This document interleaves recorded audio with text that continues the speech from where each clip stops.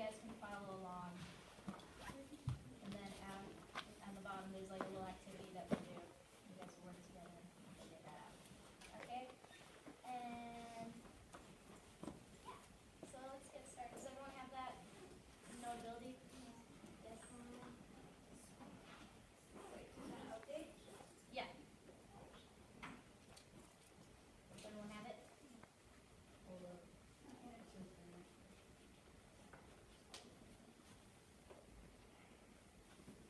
On Schoology, right? Yes. Not on notability. So Schoology and then it will open.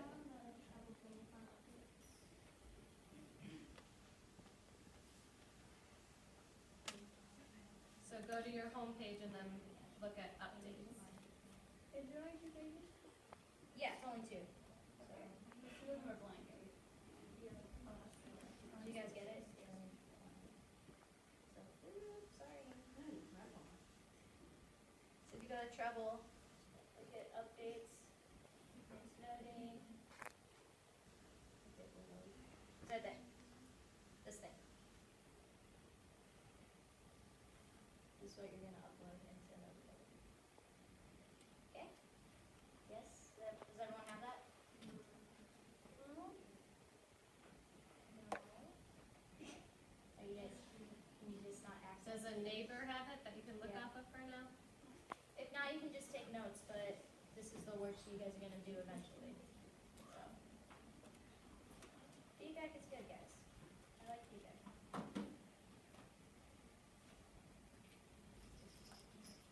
Sure. Okay. If you're still working on it, that's fine, or look off of a neighbor's and then when we have the interactive activity, you can take your own notes. Okay, so we're going to learn about key signatures, basically just how to find your starting pitch. So before we can do that, you have to know exactly your lines and spaces, right? So I'm going to ask a bunch of questions. Person gets it right, gets a piece of candy. Yeah. No, this is the note. This is my worksheet. I'm going to be teaching you guys the worksheet you guys have. You're just going to be taking notes on it. So you're going to use it later to fill out the worksheet. So you're just watching for now. Yeah. Okay. Okay. So treble clef, you guys know space is space. So Can the you lines. zoom in on that? Yeah. Or So turn- the lines here. turn it sideways. Yeah. Sorry. Okay. So the lines here, or the spaces here.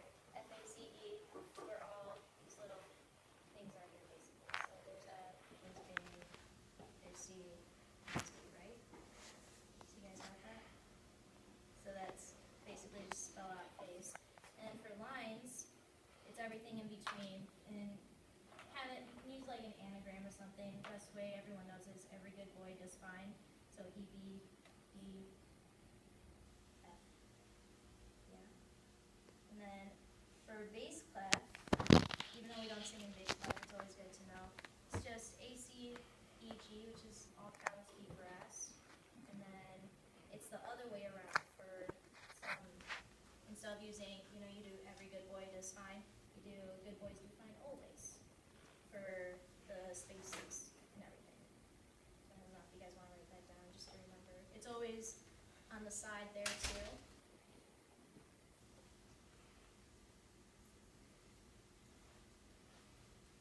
I don't know if I should go on. So I don't know if you guys are writing down anything. Feedback. Feedback is good. Still writing? Okay. Okay. Also, side note, if you just memorize one of them for spaces is easier, I think. If you memorize space is space, then you're just following up the alphabet for the rest of them. So if you just want to memorize one, I'd memorize that one. And then you just fill in the blank in the order of the musical alphabet.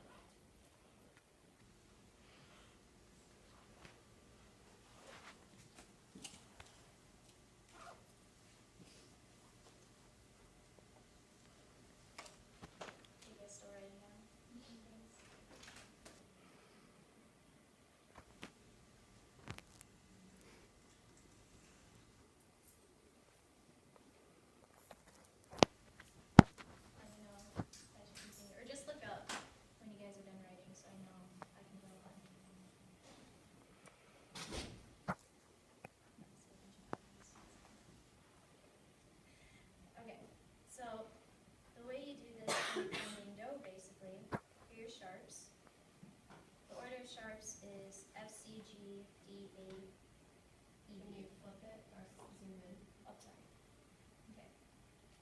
So how to remember this, fat cats go down alleys in bananas.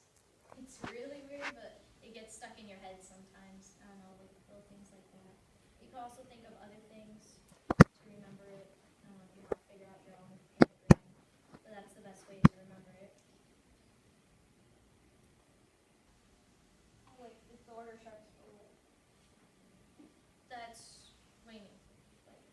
For pieces. Key signatures, yeah. So this is separate from lines and spaces. So this is a separate rule that is no matter what, if you have a key signature that sharps in it, it's always going to be in this order. So this is a separate thing. It's like a math rule, like pi r squared or something like that. It's like a formula to find a key signature. So don't get the lines and spaces is its own thing. This is its own thing. Knowing your lines and spaces is what helps you figure out this thing. So the way you find it is the last sharp. You look up here. You have a bunch of sharps here, right? So the last sharp you see is always T. So this, I know it's kind of a little fuzzy, but that's T. You go up a half step, which would be this line right here. And since you guys are good with lines and spaces, can anyone tell me what that is? This treble, sorry. Yeah. You guys motivated yet? Feedback is good. I like feedback. Okay. Another rule is that whenever it's sharped, so if you see another line, if you look on the line and it's sharped as well, then you're going to sharp it. So like this one, you go, here's T, right? You go up a half step, it's right here. Anyone tell me what that is? There we go. Oops, sorry, I'm terrible at drawing. That was terrible, was it? Here we go. Here's another one, you go up a half step. Yay! See? It's not terrible. But see here, because this sharp, it's on the same line and it's sharped as well, so this is actually going to be sharp basically. So this will be F sharp. I apologize for that. You guys kind of get that? So F sharp and down. Mm-hmm. So it's done. So key signatures, you're finding what do is. You have to find the last sharp to get to do, but the last sharp is not do, so don't get that confused. Last sharp is T, go up to find do. And that's what we need to know our key. Do is what we need to know our key. Question? Well, the line under it though, it's the first sharp which is on, F. What happened? Well, it like isn't supposed to be on F. Like, the bottom line, like it's different than the top. Oh, this one right here, this line?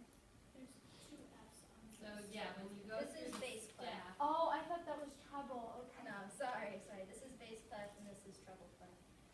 Sorry. That's D, that's B. Sorry about that.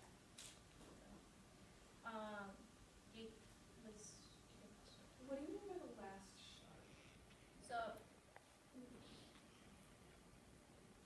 that's a good question. Yeah, let's just focus on this one right now so you guys don't see anything else.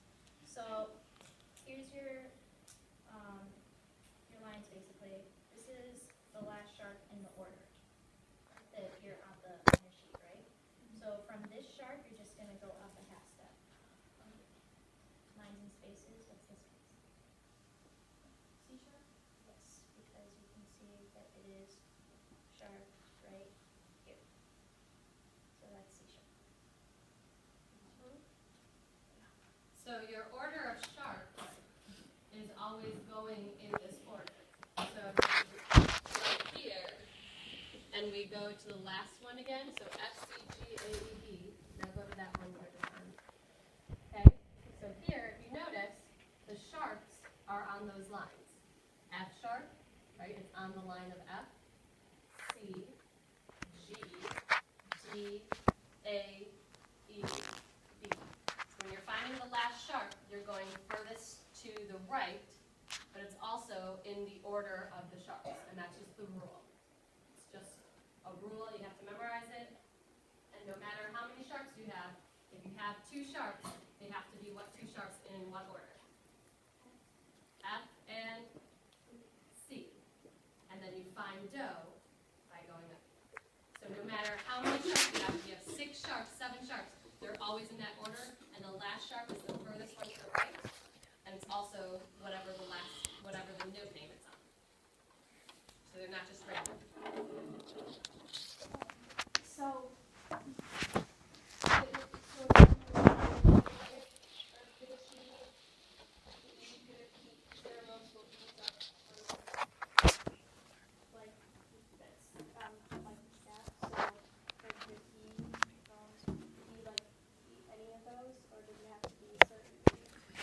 You're talking when the sharps are in that order?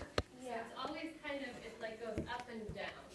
So it's, because they don't want to put it like the E, they want to put it on this space to keep it so that you're not going all the way down here. So it's F, C, G, D. The only one that's different in this up and down pattern is the A, because A otherwise would be outside of the staff. It'd be on this line, right? And you can't do a ledger line and a sharp on a key signature. So they want to keep it within these lines and spaces on the staff. So F, C, G, D. They wouldn't go up here because A would be here on that line, so they have to go down.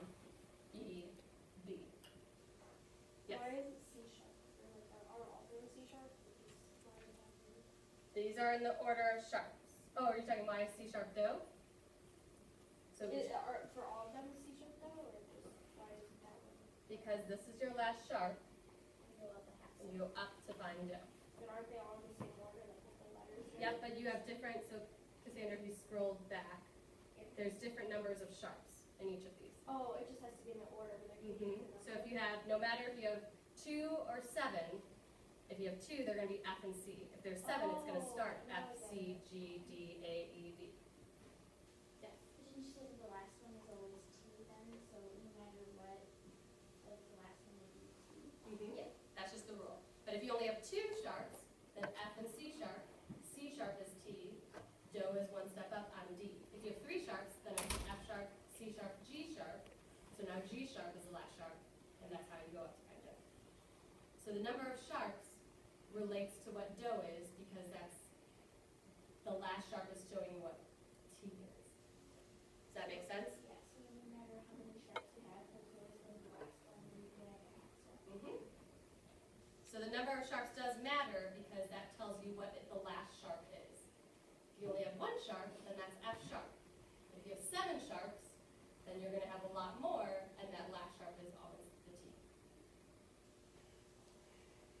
And you're always trying to find do.